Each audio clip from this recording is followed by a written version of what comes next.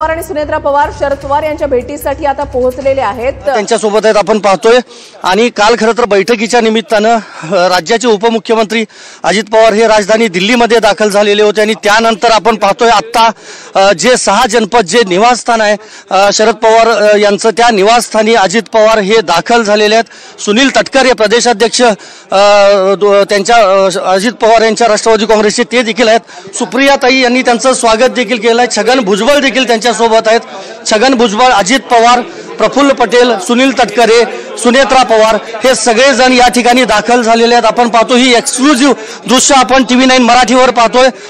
बैठकीच्या निमित्तानं अजित पवार हे राष्ट्रवादी काँग्रेसचे नेते दिल्लीत आले होते आणि राष्ट्रवादी काँग्रेसचे ज्येष्ठ नेते शरद पवार यांना शुभेच्छा देण्यासाठी अखेर 6 जनपदवर दाखल झालेले आहेत। ही सगळ्यात मोठी बातमी आताच्या महाराष्ट्राच्या राजकारणातली म्हणावी लागेल। सकाळीच TV9 सांगितलं होतं की त्याप्रमाणे शक्यता आहे आणि आपण पाहतोय शुभेच्छा देण्यासाठी अखेर अजित पवार, सुनेत्रा पवार हे दाम्पत्य, त्याचबरोबर पार्थ पवार देखील हे स्वतः त्यांच्यासोबत आहेत। छगन भुजबळ देखील त्यांच्यासोबत आहेत। त्यामुळे महाराष्ट्राच्या राजकारणातली ही सगळ्यात मोठी आताची बातमी म्हणावी लागेल की उपमुख्यमंत्री पदाची शपथ घेतल्यानंतर अजित पवार हे दिल्लीमध्ये थेट 6 जनपदवर दाखल झाले आहेत। शरद पवार यांना शुभेच्छा देण्यासाठी संपूर्ण कुटुंबीय त्यांचं आहे। सुप्रिया सुळे खासदार जे आहेत त्यांनी त्यांचं स्वागत देखील केलेलं आहे।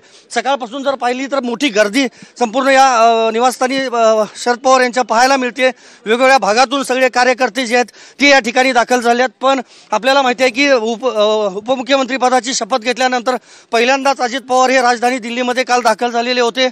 मंत्रिपदाची नावं किंवा खाते वाटपाचा तिढा सुटलेला नाही, त्यानिमित्तानं अजित पवार हे दिल्लीत आलेले होते। आणि आता आपण पाहतोय की 6 जनपदवर ज्या ठिकाणी शरद पवार यांचं शासकीय निवासस्थान आहे त्या ठिकाणी अजित पवार, सुनेत्रा पवार, पार्थ पवार हे तिघही दाखल झाले आहेत आणि त्यांच्यासोबत छगन भुजबळ, प्रफुल्ल पटेल आणि सुनील तटकरे हे देखील नेते आहेत। त्यामुळे ही आत्ताच्या घडीची महाराष्ट्राच्या राजकारणातली मोठी बातमी म्हणावी लागेल की राष्ट्रवादी काँग्रेसमध्ये फूट पडल्यानंतर शरद पवार यांचा 85वा वाढदिवस आज साजरा होतोय आणि त्या वाढदिवसाच्या निमित्तानं त्यांना शुभेच्छा देण्यासाठी अजित पवार दाम्पत्य, त्याचबरोबर इतर नेते राष्ट्रवादी काँग्रेसमधले म्हणजे अजित पवार यांच्या पक्षातले नेते शरद पवार यांना शुभेच्छा देण्यासाठी 6 जनपदवर अखेर दाखल झालेले आहेत।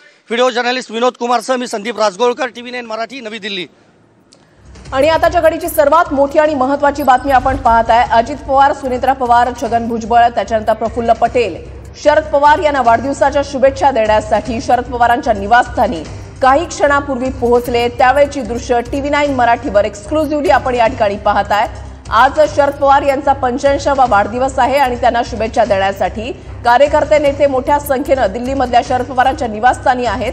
आणि आज अजित पवार हे दिल्लीमध्ये असताना ते भेट घेणार का, शरद पवार यांची भेट घेऊन ते त्यांना शुभेच्छा देणार का, अशा चर्चा सुरू झालेल्या होत्या। काही वेळापूर्वी अजित पवार यांनी ट्विट करत शरद पवार यांना वाढदिवसाच्या शुभेच्छा सुद्धा दिल्या।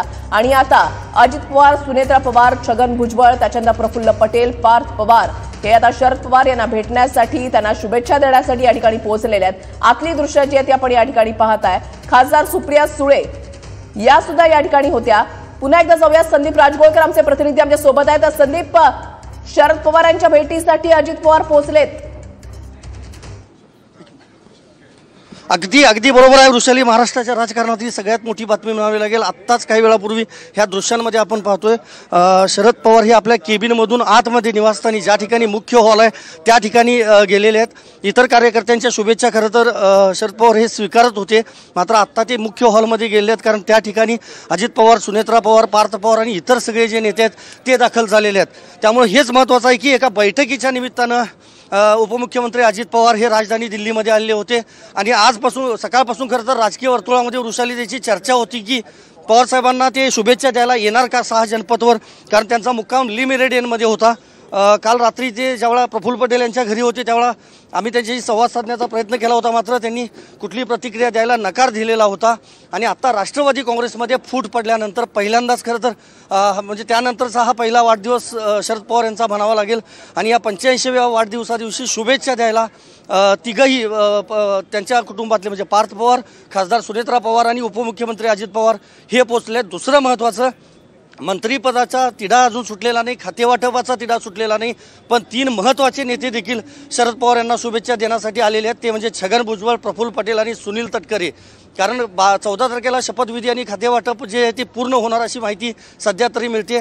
दुसरं महत्त्वाचं, मुख्यमंत्री देवेंद्र फडणवीस हे देखील काल संध्याकाळपासून दिल्लीमध्ये आहेत, त्यामुळे ते देखील शुभेच्छा द्यायला येतात का हे बघावं लागेल. मात्र आत्ता महाराष्ट्राच्या राजकारणातली हीच मोठी बातमी म्हणावी लागेल की अजित पवार हे थेट शुभेच्छा द्यायला 6 जनपथवर त्यांच्या शासकीय निवासस्थानी दाखल झालेले आहेत. आणि आत्ता शरद पवार हे त्यांच्या केबिनमधून मुख्य हॉलमध्ये गेलेत. ज्या वेळेला त्यांच्या मी पुन्हा एकदा दृश्य दाखवतो, मेन जो पोर्च आहे त्या पोर्चमधून ज्या वेळेला हे सगळे नेते आत जात होते त्यावेळेला सुप्रिया सुळे यांनी त्यांचं स्वागत देखील केलेलं आहे.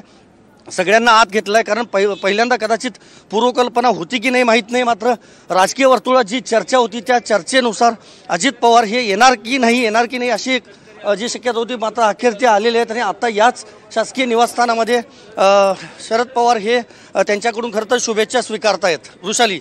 संदीप, थोडंसं आपण मागे जाऊयात, कारण की राष्ट्रवादी काँग्रेसमध्ये उभी फूट पडल्यानंतर काही विविध कार्यक्रमाच्या माध्यमातून जर आपण पाहायला गेलं तर शरद पवार अजित पवार एकाच व्यासपीठावर आलेले होते, मात्र संवाद काही झालेला नव्हता. संदीप, तुम्ही असे